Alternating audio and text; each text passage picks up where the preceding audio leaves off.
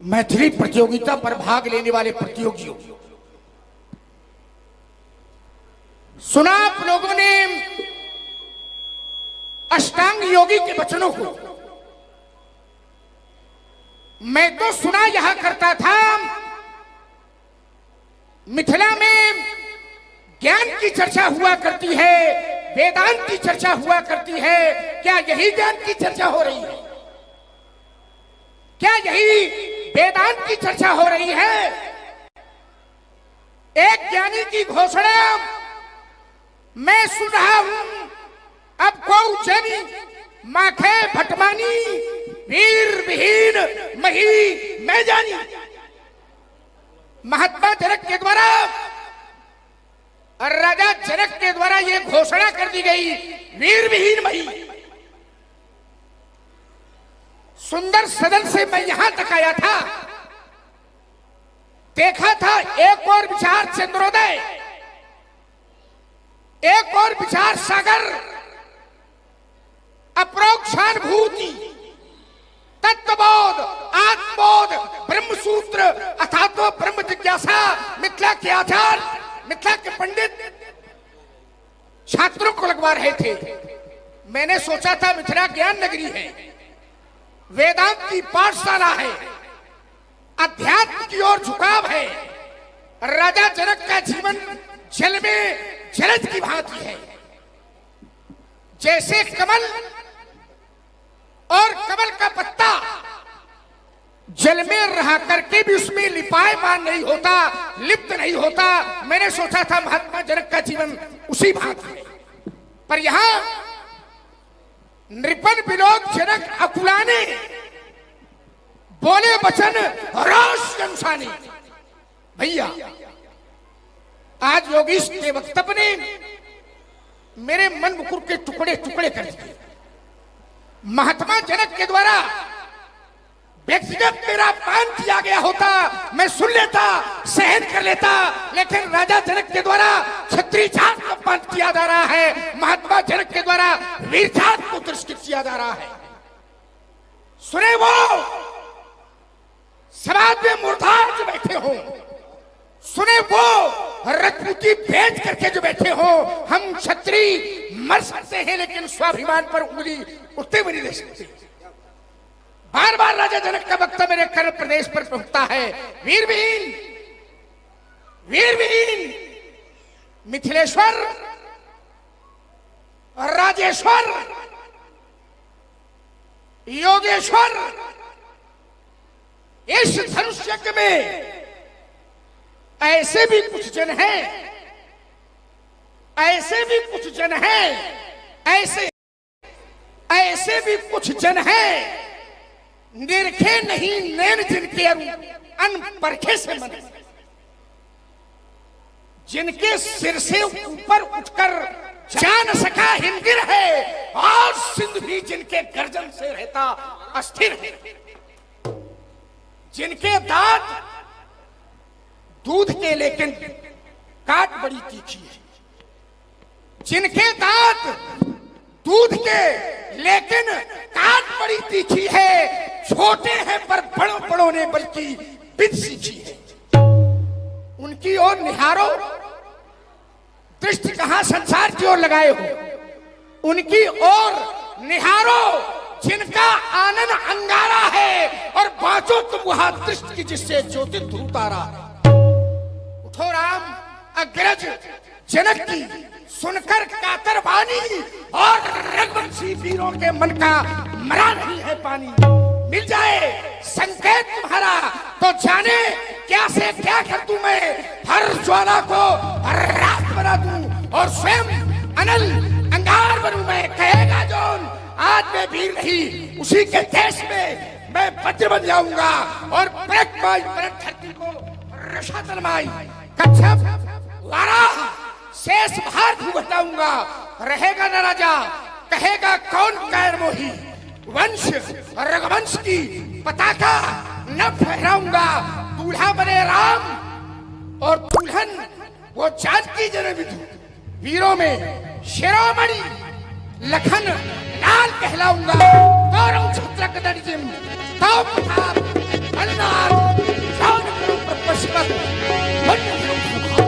परशुराम जी ने सेवक धर्म की परिभाषा परिभाषित की। सेवक सो जो करे सेवकाई, सेवक हुआ है जो सेवकाई करे। जब जब बात आई तो शास्त्रों ने सेवक धर्म की परिभाषा परिभाषित की। सेवा धर्मम परम कहना योगिनाम विगम्य। सेवक का धर्म परम गहन धर्म है, योगियों के लिए भी अगम्य धर्म है। पुनः शास्त्र से पूछा गया इसी धर्म को लेकर के एक परिभाषा और निकल करके आई। एक पात्र विशेष इस धर्म को लेकर के कहता है, सिर भर जाऊं उचित असमोरा और सबते सेवक धर्म कठोरा। जितने धर्म हैं उन सारे धर्मों में जो सेवक का धर्म है वो सबसे कठोर धर्म है। सबसे सेवक धर्म कठोरा। कठोर धर्मों में भी सबसे कठोर धर्म सेवक का धर्म है। पुनः शास्त्र से पूछा इसी धर्म को लेकर के, आगम निगम प्रसिद्ध पुराना और सेवा धर्म कठिन जग जाना। आगम, आगम माने शास्त्र, निगम वेद और पुराना पुराण। शास्त्र, वेद और पुराण, जिस समय तीनों से पूछा गया तो तीनों का एक ही उत्तर रहा, आगम निगम प्रसिद्ध पुराना कि सेवा धर्म कठिन जग जाना।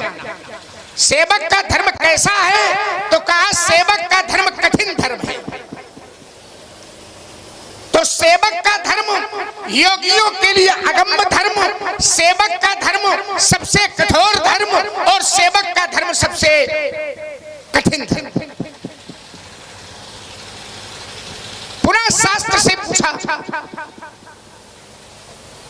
कि निर्वाहन करने में जो सेवक का धर्म है वो कितना कठिन है, कितना कठोर है, कितना भारी है। तो शास्त्र ने फिर उत्तर दिया, हर गिरि ते गुरु सेवक धर्म। हर माने भगवान शंकर और गिरि, गिरि माने पर्वत। तो शब्द बन गया हर गिरि, हर गिरि, हर गिरि शंकर पर्वत। और शंकर का पर्वत कौन है? कैलाश पर्वत। ते गुरु, गुरु माने भारी, सेवक धर्म। कैलाश पर्वत बहुत भारी है, ये सर्वविदित है, लेकिन निर्वाहन करने में जो सेवक का धर्म है वो हर गिरते गुरु सेवक धर्म भगवान शंकर के कैलाश पर्वत से भी भारी है। जो सेवक फूल नहीं है महाराज, फूल नहीं है महाराज, अरे जो काट गिराए जाते हैं, फूल नहीं है महाराज, जो फूल गिराए जाते हैं। फिर कौन सा फूल है स्वामी? फूल फूल करके स्वामी विख्यात विश्व बरसानी है। जैसे गुलाब, गुलाब जैसे गुलाब का फूल की जिसकी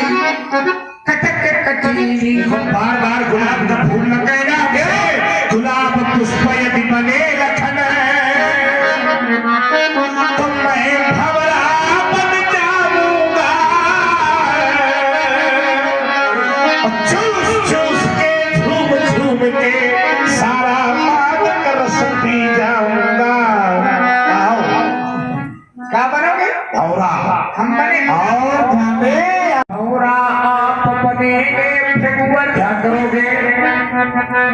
भौरा आप बनेंगे भृगुवर। तो फिर तो मैं कमल फूल बन जाऊंगा।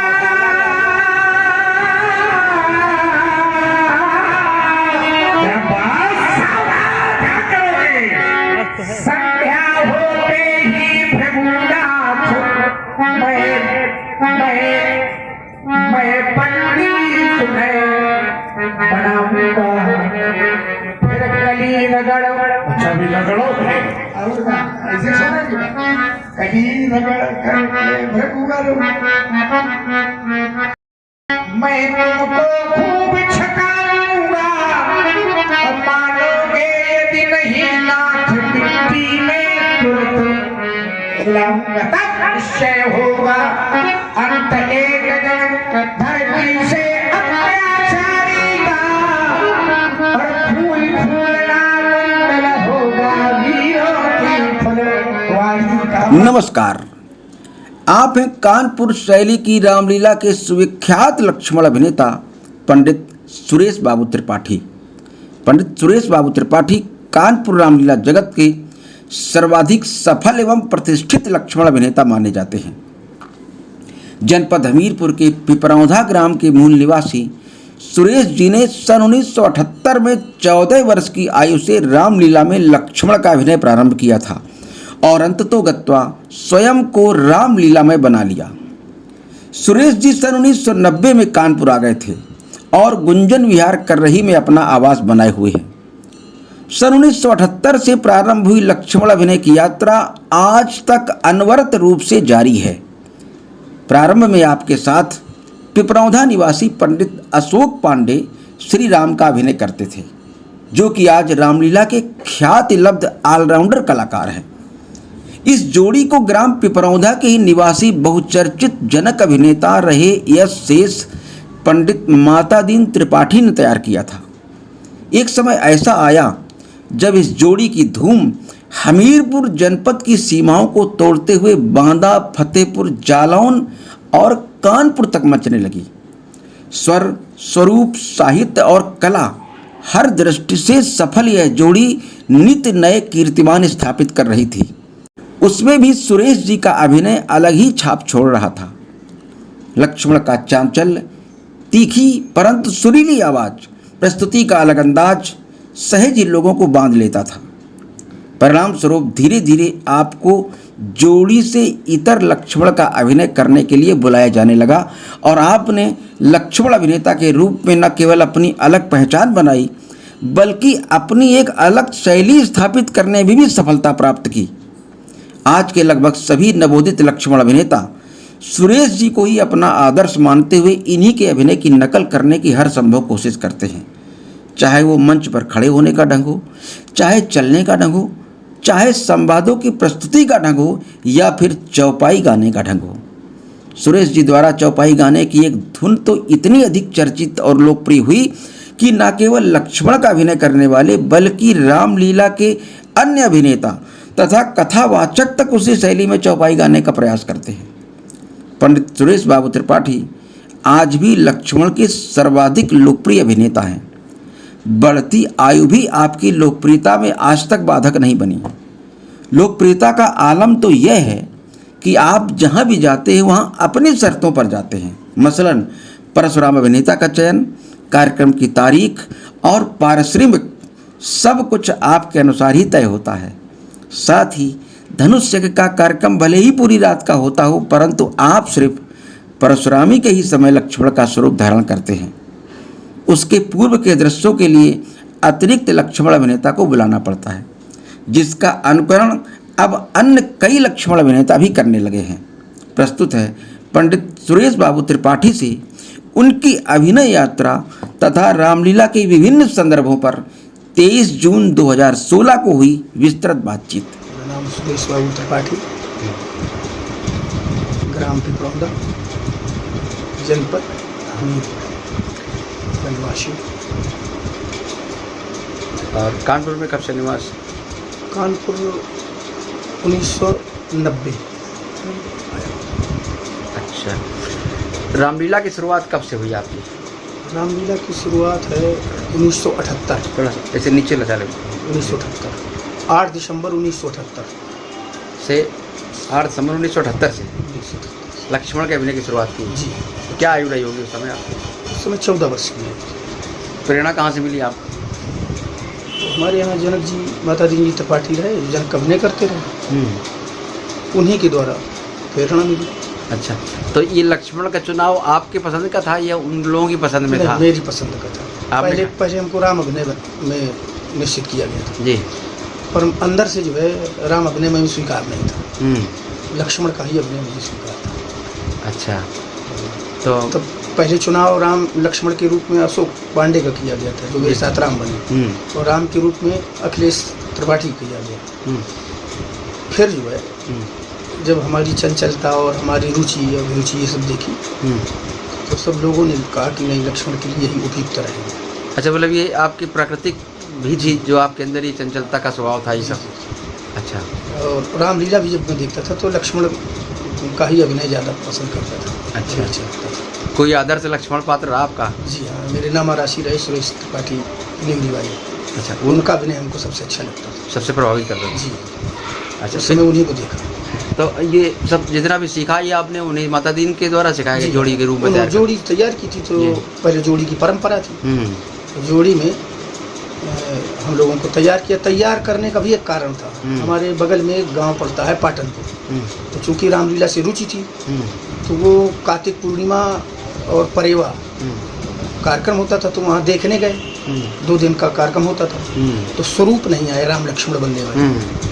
जब राम लक्ष्मण बनने वाले नहीं आए तो जनक जी वहाँ थे ही, तो उन्होंने कहा कि हमारे यहाँ कुछ लड़के जो हैं तो राम लक्ष्मण का अभिनय अपना करते हैं घर में, जैसे गांव में लीलाएं की जाती हैं ऐसे करते हैं। तो उन्होंने हमको बुलवाया कि क्या कर सकते हो? कर सकते हैं। तो दोनों लोग थे, अशोक और हम, तो लोग तैयार हो गए। तब तक वो जोड़ी आ गई जिनको बनना था। अच्छा, तो हम लोग तो उत्साहित हो गए, बड़ा उत्साह था पहले। खैर जब लीला पहले दिन की समाप्त हुई तो दूसरे दिन जब सुबह जो है श्रृंगार रूम में बैठे थे सभी, तो सबुरापुर के हैं जानकी नन्ना करके नाम था उनका, वो रावण का अभिनय करते थे। वो अपने गांव में लीला कराते थे, उनके गांव में ही लीला होती थी, वही लीला कराते थे। तो जनक जी से पूछा कि ये बालक यही लोग हैं जो कल बनने के लिए तैयार थे? बोले हाँ। तो बोले इनसे कुछ सुनवाइए। एक एक छंद हम लोगों ने सुनाया, तो कच्ची आवाज़ें थी बचपने की, सुरीली आवाज़ें। तो उन्होंने जब दोनों लोगों को सुना तो उन्होंने कहा कि जनक जी से कि हमारा मंच जो होता है वो 3 महीने हैं अभी, और 3 महीने बाद आप इन्हीं लोगों को राम लक्ष्मण के रूप में अभी से निश्चित कर दीजिए। उन्होंने कहा कि इनको अभी कुछ मालूम नहीं, तैयार है नहीं। तो उन्होंने कहा कि 3 महीने में आप तैयार कीजिए इनको, 3 महीने का समय है, बाल स्वरूप हमारे यहाँ चाहिए, कोई बहुत विशेष होना चाहिए, तो 3 महीने का समय है, इनको तैयार कीजिए। 3 महीने बाद जो है वो कार्यक्रम इन्हीं के द्वारा होगा, राम लक्ष्मण हमारे यहाँ यही बनेंगे। अच्छा, तो जब अभिनय नहीं किया था, शुरू किया था, तब कार्यक्रम निश्चित हो गया था मैं करना। अच्छा, मतलब अभिनय सीखा नहीं था पूरी तरीके से। कार्तिक पूर्णिमा परेवा की ये बात है, और हमारे यहाँ अगहनबदी 10वीं को गांव का कार्यक्रम होता है। तो वहाँ से लौटने के बाद जनक जी ने हम लोगों को बुलाया दूसरे दिन, कहा कि कुछ लिखो पढ़ो। तो उन्होंने पूरा पाठ लिखाया, तैयार करवाया। तब तक हमारे गांव का कार्यक्रम आ गया। तो गांव के कार्यक्रम में ये हुआ कि पहले दिन जोड़ी यही बना दी जाए, और दूसरे दिन कोई स्वरूप बाहर से बुला लिए जाएंगे। खैर निश्चित हो गया। पर जब धीरे धीरे समय आता गया, हम लोगों ने पूरा सब कुछ तैयार कर लिया, परशुरामी के छंद वगैरह भी तैयार किए, भूमिकाएं भी तैयार कर ली। तो सब लोगों ने बैठ करके निश्चय किया कि नहीं, अब बाहर से कोई नहीं बुलाया जाएगा, धनुष में भी यही लोग बनेंगे, जैसा होगा तैसा देखा जाएगा। तो हम लोग बने। तो कार्यक्रम लोगों ने सराहा। पहले ही प्रस्तुति जो हम लोगों की, हमारे यहाँ राम अवतार पाठक हैं भरखरी वाले, तो उन्होंने मंचन हमारा पहला मेकअप श्रृंगार हमारा उन्होंने ही किया है। अच्छा अच्छा। और पहली प्रस्तुति जब उन्होंने हमारी देखी तो उन्होंने जनक जी से कहा कि जनक जी, होनहार बिरवान के रोत चीकने पार, ये जो लक्ष्मण जी हैं आपके, आप ये मान लीजिए कि ये कुछ करके दिखावेंगे आप। क्योंकि जो है कुछ परिभाषा कह रही है, कुछ अच्छा। भविष्य मुझे दिखाई दिया। खैर इसके बाद जो है वो कार्यक्रम गांव का हमारा निपट गया। तो पहला मंच गांव में ही हुआ? गांव में अच्छा। पहला मंच। और परशुरामी किसकी थी उसमें? उसमें दुर्गा प्रसाद जी थे, कुआंबारी वाले। अच्छा, परशुरामी उनकी। और उसी गांव में के कार्यक्रम में ही ये खड़े ही पड़ती है मुस्करा के पास, वहाँ के प्रधान जी आए थे। क्योंकि पहले परंपरा ये थी कि गांव-गांव जा करके रामलीला में जा करके समितियाँ जो है कलाकारों को तय करती थी। तो प्रधान जी ने हम लोगों को देखा तो उन्होंने हमको, मकर संक्रांति में उनके यहाँ कार्यक्रम होता था, तो उन लोगों ने हमको निश्चित कर दिया कि स्वरूप हमारे यहाँ यही जाएंगे। तब फिर हम दूसरा मंच हमारा लोधन खड़े ही का हुआ जी। और तीसरा मंच वो हुआ जो पहले से निश्चित। सौरापुर, जो पहले से निश्चित हो गया था। अच्छा। तो दूसरे मंच में खड़े ही में हमारे साथ पीएन चतुर्वेदी जी बने जी। और तीसरे मंच में मुरारी जी की परशुरामी थी। बहुत अच्छी भव्य कार्यक्रम होता था, बड़ा विशाल कार्यक्रम होता था जिसमें खैर धीरे धीरे इस तरह से शुरुआत हो गई। शुरुआत। तो इससे आपकी जो पढ़ाई की शिक्षा दीक्षा बाधित हो गई होगी? हाँ, शिक्षा तो बाधित हो गई। मैंने दूसरी जगह से भी ब्रेक हो गई? ब्रेक हो गई। अच्छा, फिर वो क्रम हाँ, समय नहीं मिला फिर कार्यक्रम के संचालन करना? शिक्षा पढ़ाई लिखाई तो हमारी आज भी चल रही है, चलती ही रही है। हाँ, लेकिन जो वो है जो पारंपरिक शिक्षा, पारंपरिक जो विद्यालय की शिक्षा हाँ, होनी चाहिए वो बाधित हो गई। बाकी ये इसी में फिर आपका ध्यान रम गया? स्वाध्याय तो जीवन भर अब भी चल रहा है, पढ़ाई लिखाई तो अब भी चल रही है। अच्छा, इसके बाद फिर लक्ष्मण के अभिनय की तैयारी के लिए फिर किसी को गुरु बनाना पड़ा कि अपने आप फिर सब नहीं, चल रहा? वो फिर ऐसा है कि कार्यक्रम से लोगों को देख करके फिर अभिरुचि और कुछ स्वाद कुछ बढ़ता गया, तो अपने आप सारी तैयारियां होती थी, स्वाध्याय किया जाए। अब संवाद होता था, संवाद में कोई बात फंसती थी तो मतलब स्वभाव में ये था कि हम लौटने के बाद भोजन बाद में करते थे, पहले उस चीज को देखते थे। अच्छा। कहाँ कौन सी बात हंसी हुई है। तो छोटी जो जोड़ी के रूप में आपका था तो बहुत छोटे बालपन का स्वरूप था। 14 वर्ष, लेकिन तब से ही तब से ये स्थिति आपकी बन गई थी कि हमें पहले कुछ से ना ही कुछ। रुचि थी। अच्छा। अच्छा, रामचरितमानस चूँकि 600 काल से ही गांव में घर में नित्य पाठ होता था उसका। अच्छा। तो शाम को गांव के सब सारे मोहल्ले के लोग सब बैठ करके रामचरितमानस परंपरा से गाई जाती थी और उसका टीका करने वाले लोग भी होते थे।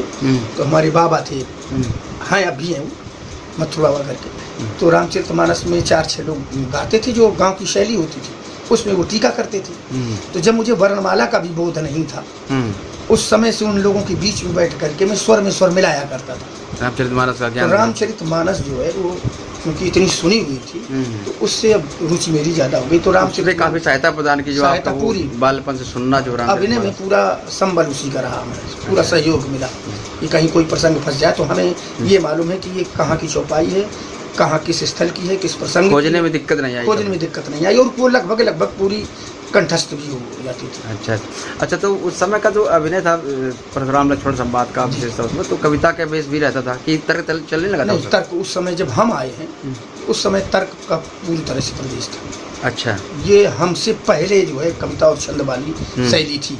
अच्छा। लेकिन हम जब आए हैं तो उसमें पूरा तर्क प्राधान था। तर्क प्रधान हो गया था उस समय पूरी तरह। धीरे धीरे वो क्रम बढ़ता चला गया फिर। और इसके बाद आप तो फिर सातों कांडों में लक्ष्मण बनने लगे? सातों कांड शुरू से ही? शुरू से सातों कांड में बने। अच्छा। इसलिए और ये रहा कि रामचरितमानस पूरा देखने का वर्ष में अवसर मिल जाता था पूरी लीला खेलने के लिए, तो सारे प्रसंगों की जानकारी हो जाती थी जी।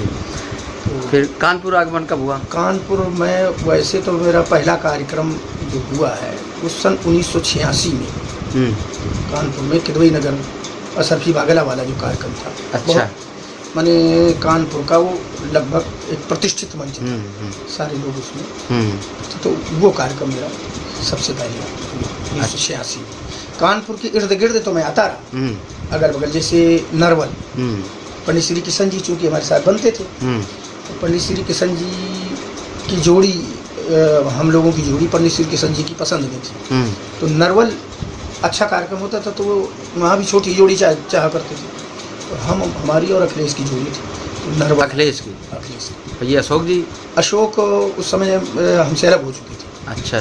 पहले अशोक ही आए, 1 वर्ष अशोक रहे, 4-5 साल में परिवर्तन हो गया। एक वर्ष के बाद अखिलेश आ गए। अच्छा। फिर जोड़ी अशोक की और हल्काई की बन गई थी, बटेर वालों की। अच्छा। 2 जोड़ियाँ हो गई थी।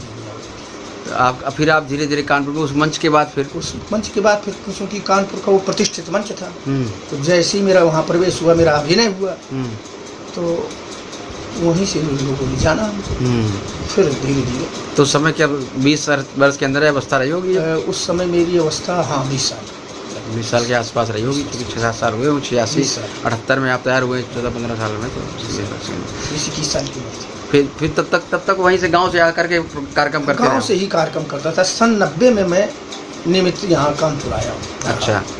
तब तक क्योंकि ये व्यवस्था भी नहीं थी, कमेटियों को अगर मुझे लाना होता था तो गांव तक जाना पड़ता था। गांव जाते थे और गांव से संपर्क करते थे, वहाँ से लेकर के आते थे। चूँकि न तो मोबाइल चलते थे, न ये कोई व्यवस्था थी, लोग वहाँ जाते थे। कमेटियाँ भी जो है, समितियाँ जो बड़े बड़े कार्यक्रमों करवाती थी, वो किसी प्रतिष्ठित मंच में पहुँचती थी और वहाँ जो है उन कलाकारों को तय किया जाता था। पत्र व्यवहार होता था, अब पत्र व्यवहार से ही स्वीकृति होती थी।